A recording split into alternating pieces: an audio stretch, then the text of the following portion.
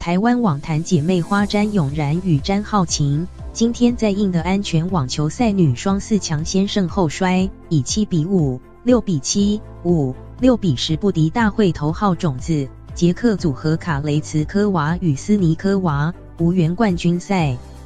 印的安全网球赛是网坛年度大赛，也是规模仅次4大赛的顶级赛事，各国好手精锐尽出。詹咏然、詹皓晴这对詹家姐妹，在女双名列大会第8种子。8强赛虽击败卫冕军谢淑薇与捷克搭档史翠可娃 Barbara Strycova 夺冠声势暴涨，无奈仍止步4强。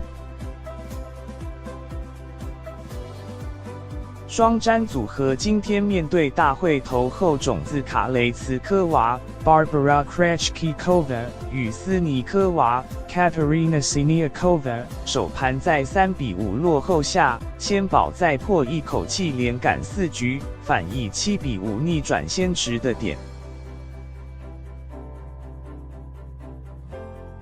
4盘2组人马则一路纠缠，双方鏖战至6比6，也把战线拖入抢七大战。可惜在抢七时，双詹在5比5平手之际连丢2分，以5比7惜败让出。